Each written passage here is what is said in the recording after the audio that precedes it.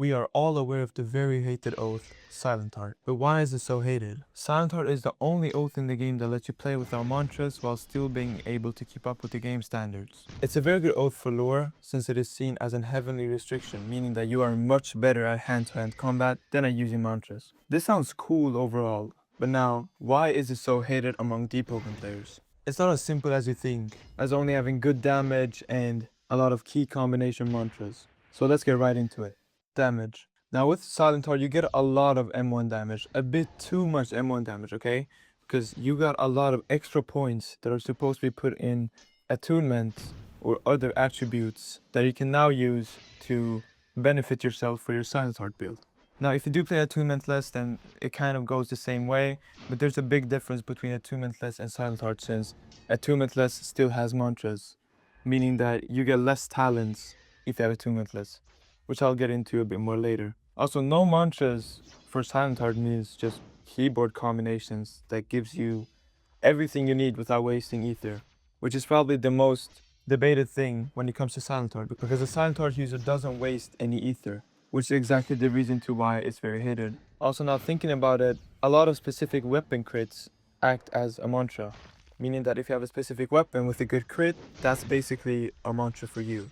It's like one of those key combinations you have on Silentheart, but just with R, which is why the weapon you choose for a Silentheart build is very important. Talents. As I mentioned before, you get more talents as a Silentheart user, and that's because you got no mantras. So every time a whisper comes up while you're getting talents, you would often just press roll 2 because you're not using any mantras. And if you do get mantras before getting your Silentheart, then you would roll them away for talents or just remove them overall, right?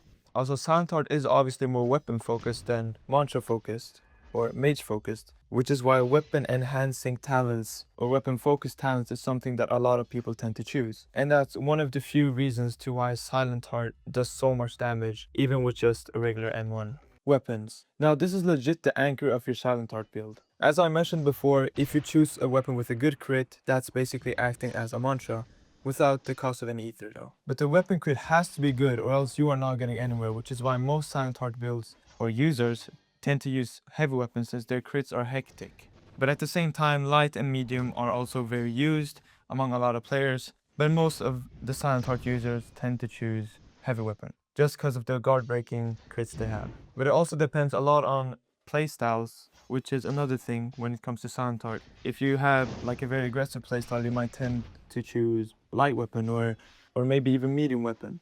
But with heavy weapon, you're a lot more on the defensive side, meaning that you tend to choose everything for the range. If you have a good range with something like a rail blade, which I choose or which I use in this clip as you see right now, then you got a ton of range to just spare between you and your opponent. Also, just like an example of this is, I remember when the Loomis critter dropped into Deepwoken, which was a droppable thing from the chest of the Doom of Caranthiel, is that his name? It was so good with the Silentheart because no one knew how to parry a tornado crit. It was basically like one of the first tornado crit looking weapons in the game, which is what made it so, popular and good. Obviously they nerfed it to the ground, but it was funny because no one knew how to parry it. And this basically made me a 600 elo Chime player win all my ganks simply because the crit carried the whole build. And obviously I revolved the whole build around the crit, so I chose all the talents I needed. I made sure to get talents like Beard Trap so they would be stuck in place and all those things, which basically just shows that you really need to have a good crit if you're gonna play Silentheart. And it's also like a very big reason to why people hate the oath overall, because you revolve your whole build around a weapon. Ether. Now you might be wondering, why are we talking about ether when the whole point of Silentheart is to not use any ether at all? Well, there are some things that people are unaware of when it comes to Silentheart. There are actually talents that require ether that you could use to your own advantage, since you really don't use any mantras either way. And a talent like that could be Ardor Scream. So if you use Ardor Scream, all of your ether goes away, but you make 15% more damage against others. And since you don't use ether either way, then that's just good for you, right?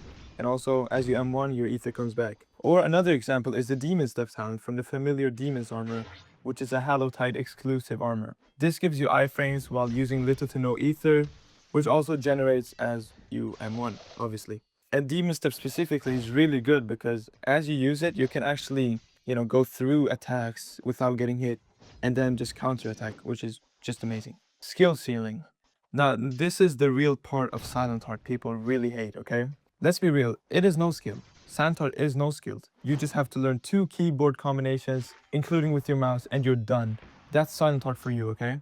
Also, you can fill up your whole build with Artist Screen and Demon Step, and a ton of things on the side that you would usually not be able to.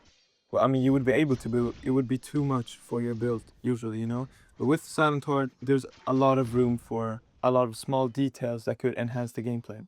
Now, I mean, M1s and key combinations with no exchange of punishment is something that annoys most players, which is why Silentheart is so hated. That's the thing. It's a very low skill ceiling between a regular mage user and a Silentheart user. Although the mage user might have more mix-ups, the Silentheart, he can play defensive and he can still like counter-attack at times when he feels like it. And as you can see, I am playing Railblade in this clip right now in Chime. And with a weapon like Railblade, which by the way, the crit is insane if you use it with something very explosive, or maybe like Blazing Detonation or Curse of Isli's Ember, that gives you a ton of good measurement on you, right?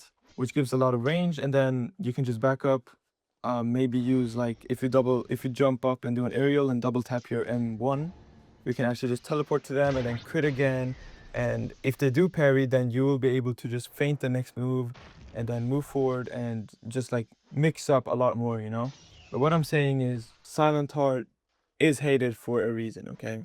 Just so people know, because Silentheart is overall very busted, but it's very good for the Deepwoken lore, so it's sticking out a lot, which makes Silentheart very unique. Anyways, that's all. If you hate Silentheart, comment down below and tell me why. I personally think it isn't too bad, but it can depend who I'm playing against. If I'm playing against the Petra's Anchor, it might be annoying. But yeah, that's it. I'll see y'all in the next one. Peace.